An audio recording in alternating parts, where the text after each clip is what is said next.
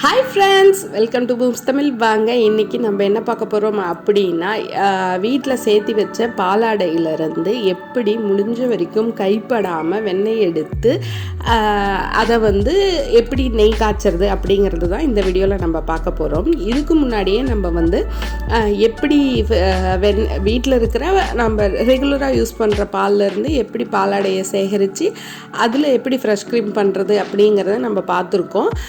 அந்த வீடியோவை நான் கீழே டிஸ்கிரிப்ஷன்லேயும் எண்டு கால்லையும் தர்றேன், வேணும்னா அதை பார்த்து செக் பண்ணிக்கோங்க. இப்போ அந்த மெத்தடில் நான் சேகரித்து வச்சுருந்த 4 கப்பு பாலாடையை நான் சேகரித்து வச்சுருந்தேன். அதை ஃப்ரீசரில் இருந்து எடுத்து ரூம் டெம்பரேச்சர் வர வரைக்கும் விட்டுட்டு இப்போ அந்த 4ஐயும் நான் ஒரு பெரிய கிண்ணத்தில் சேர்த்திட்ருக்கேன். இப்போ இந்த 4 கிண்ணத்துலேயும் தண்ணி ஊற்றி இதை நான் திரும்ப ஃப்ரீசரில் வச்சுக்க போகிறேன். நான் ஏனத்தை கழுவலை, அதை அப்படியே தான் நான் தண்ணி ஊற்றி ஃப்ரீசரில் வச்சுக்க போகிறேன். இப்போது நான் சொல்கிற இந்த மெத்தடை ஃபாலோ பண்ணிங்கன்னா உங்களுக்கு பாத்திரம் கூட நிறைய செலவாகாது. கம்மியான பாத்திரங்களை உபயோகித்து நம்ம இதை பண்ணிக்கலாம். இப்போ இதை நம்ம மூடி போட்டு இதை ஃப்ரீசரில் வச்சுக்கலாம். இப்போ நம்ம ஃப்ரீசரில் வச்சுட்டு மறுநாள் காலையில் தான் நம்ம அதை எடுத்து யூஸ் பண்ண போகிறோம். இப்போது இந்த பாலாடையை நல்லா கலந்து விட்டுக்கலாம். நல்லா கலந்து விட்டுட்டு நல்லா புளிச்ச தயிர், உங்கள்கிட்ட இருக்கிறதுலே நல்லா புளிச்ச தயிராக நான் ஒரு கப் அளவுக்கு 1-1.5 கப் அளவுக்கு நான் தயிரை சேர்த்திட்ருக்கேன். இப்போ இந்த தயிரை சேர்த்திட்டு நல்லா கலந்து விட்டுருங்க. நல்லா கலந்து விட்டால் தான் உங்களுக்கு ஒரே மாதிரி ஈவனாக எல்லா இடமும் புளிக்கிறதுக்கு கன்வீனியண்ட்டாக இருக்கும். இப்போது ஏன்னா பூராமே நமக்கு பாலாடை செட் ஆகிருக்கு, அதனால் நல்லா நம்ம கலந்து விட்டுட்டு அதை அப்படியே எடுத்து வச்சிடலாம். மறுநாள் காலையில் நம்ம அதை எடுத்து பார்க்கலாம் எந்த அளவுக்கு நல்லா புளிச்சிருக்கு அப்படிங்கிறத பாருங்கள் நல்லா புளிச்சிருச்சு. இப்போது இதில் நம்ம அந்த ஐஸ் கட்டி ஃப்ரிட்ஜில் வச்சுருந்தோம் இல்லையா, அந்த ஐஸ் கட்டியை நான் ஒரு கொஞ்ச நேரம் வெளியே வச்சுட்டு அந்த ஐஸ் கட்டியை நான் ஒரு பெரிய உயரமான பாத்திரத்தில் சேர்த்திட்ருக்கேன். ஒரு போகினி எடுத்து அதில் தான் நான் அந்த 4 ஐஸ் கட்டியும் போட்டு வச்சுருக்கேன். இப்போது இந்த புளிச்ச பாலாடை தயிர் இதை நம்ம மிக்சியில் சேர்த்தி நல்லா பிளெண்ட் பண்ணி இந்த ஐஸ் கட்டி பவுலில் நம்ம சேர்த்திக்க போகிறோம். நம்ம யூஸ் பண்ண போகிற பாத்திரமே இந்த 3 பாத்திரம் மட்டும்தான். நான் சொன்ன ஹைலைட்டான விஷயம், நம்ம எதுவுமே இதில் நம்ம எக்ஸ்ட்ராவாக பாத்திரங்கள் யூஸ் பண்ணவே போகிறது இல்லை. இப்போ பாருங்கள், நம்ம இதே மாதிரி பீட் பண்ணி இதுலேயே நம்ம பூராத்தையும் நம்ம இதில் சேர்த்திக்கலாம். நான் ஒரே ஒரு ஜக்கு தண்ணி மட்டும் காலையிலேயே ஃப்ரிட்ஜில் வச்சுட்டேன். இப்போ இதில் சேர்த்துறதுக்கு தண்ணி நம்ம எல்லாமே சின்ன சோடு யூஸ் பண்ணோம்னா நமக்கு வெண்ணெய் பிரியறது ரொம்ப ஈஸியாக பிரியும். நான் இப்போ மட்டும்தான் இந்த பாத்திரத்தையும் மிக்சியும் மட்டும்தான் நான் கை வச்சு தொடச்சி நம்ம பீட் பண்ண தயிரில் சேர்த்திருக்கேன். இப்போ இதை நான் கீழே காரையில் வச்சுட்டு உயரமாக நின்றுக்கிட்டு இதில் அந்த ஒரு ஜக்கு தண்ணி இருக்கு இல்லையா, அந்த ஃப்ரிட்ஜில் வச்சு எடுத்த அந்த தண்ணியை நான் ஃபோர்ஸாக ஊற்ற போகிறேன். அதை மட்டும் கொஞ்சம் பார்த்து ஊற்றுங்க.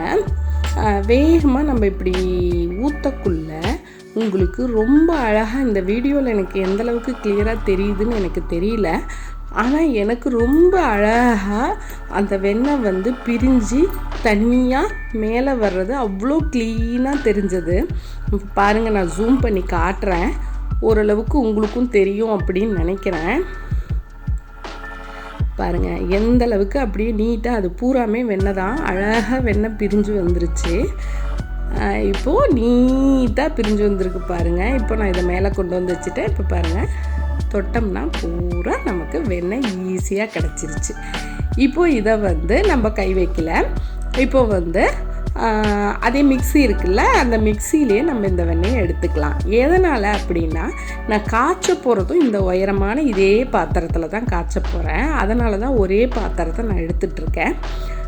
காய்ச்ச போகிற பாத்திரம் இதுங்கிறதுனால இந்த வெண்ணெயை நான் திரும்ப அந்த மிக்சியில் சேவ் பண்ணிக்கிறதுக்கு ஒரு பாத்திரம் எடுக்காமல் அதே மிக்சியில் நான் சேர்த்திக்க போகிறேன். ஒரு கரண்டி, ஓட்டக்கரண்டி எடுத்துக்கோங்க.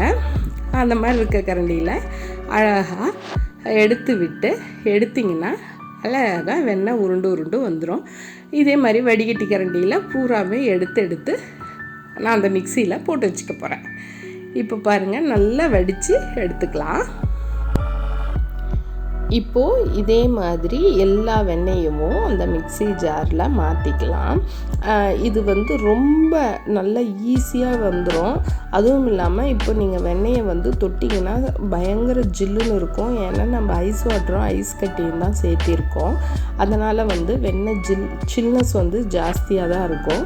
இப்போ பாருங்கள், இந்த வெண்ணெயை நீங்கள் உருட்டி பார்த்தீங்கன்னா கூட நல்லா அப்படி கல் மாதிரி நல்லா நம்ம இந்த ஃப்ரிட்ஜில் வச்சு எடுத்த வெண்ணெய் எப்படி இருக்குமோ அதே அளவுக்கு நல்லா கெட்டியான வெண்ணெயாகவே கிடைக்கும் உங்களுக்கு. இப்போ பாருங்கள், நம்ம மேக்ஸிமம் எல்லாமே எடுத்துட்டோம். இப்போ கடைசி ஸ்டேஜுக்கு வந்துட்டோம். இந்த ஸ்டேஜில்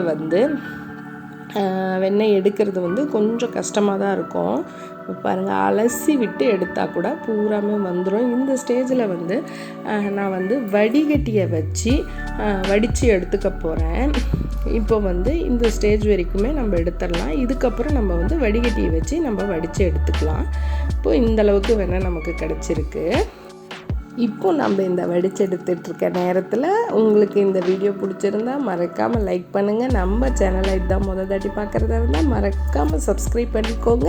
உங்கள் நண்பர்களோட 2 பேர்த்து கூடயாவது ஷேர் பண்ணுங்கள். நீங்கள் ஷேர் பண்ணுறதும் நீங்கள் சப்ஸ்கிரைப் பண்ணுறதும் தான் எங்களுக்கு பெரிய மோட்டிவேஷனாக இருக்கும். இப்போ பாருங்கள், நம்ம பூராமே நம்ம வடித்து எடுத்துட்டோம்.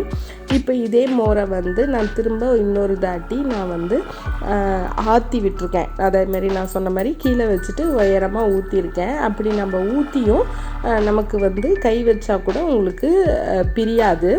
அதனால் நான் இந்த மாதிரி ஜல்லடையில் வடிகட்டிக்க போகிறேன்.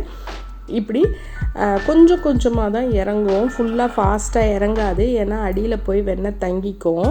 திரும்ப எடுத்து தட்டி விட்டிங்கன்னா அந்த வெண்ணெய் உங்களுக்கு திரும்ப அந்த பாத்திரத்துக்கே டெபாசிட் ஆகிடும்.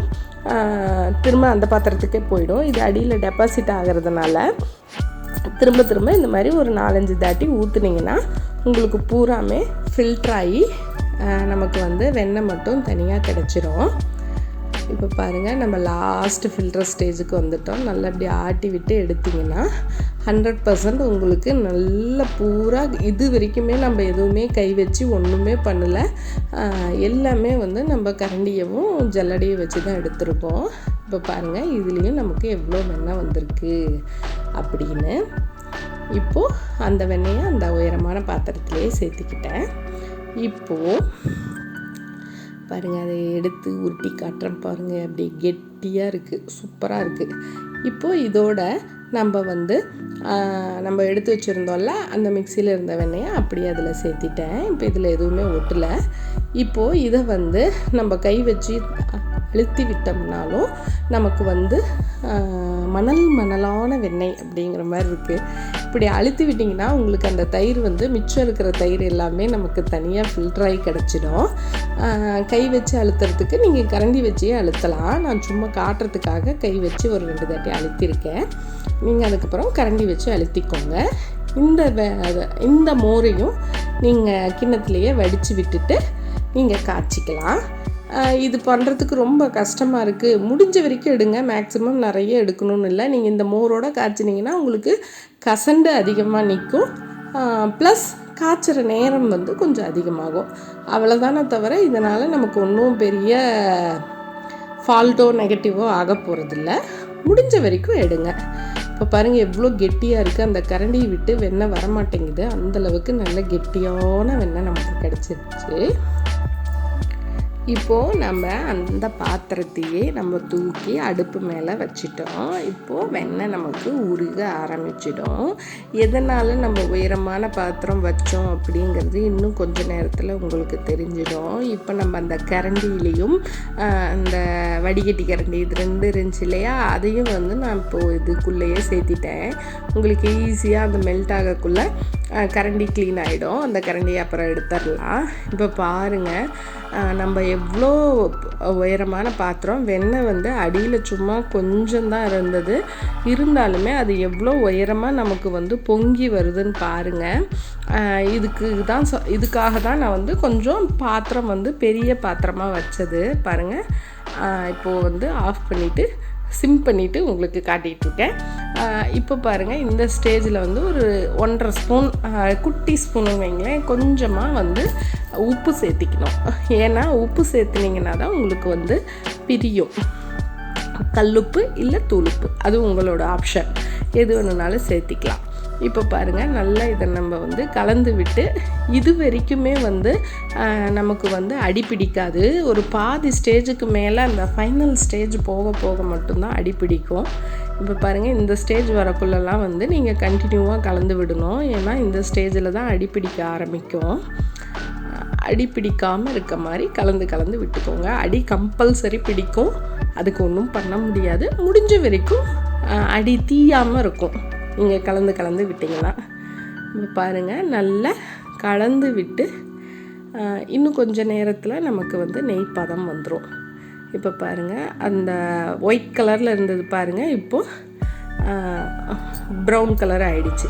இப்போ நமக்கு நெய் கிடச்சிருச்சின்னு அர்த்தம். இந்த ஸ்டேஜில் வந்து முருங்கை இலை இல்லை வெத்தலை, இது ரெண்டுமே உங்ககிட்ட இல்லை அப்படிங்கிற பட்சத்தில் இப்போ நான் கருவேப்பிலை தான் சேர்த்திருக்கேன். இந்த மாதிரி நீங்கள் கருவேப்பிலையும் சேர்த்துக்கலாம்.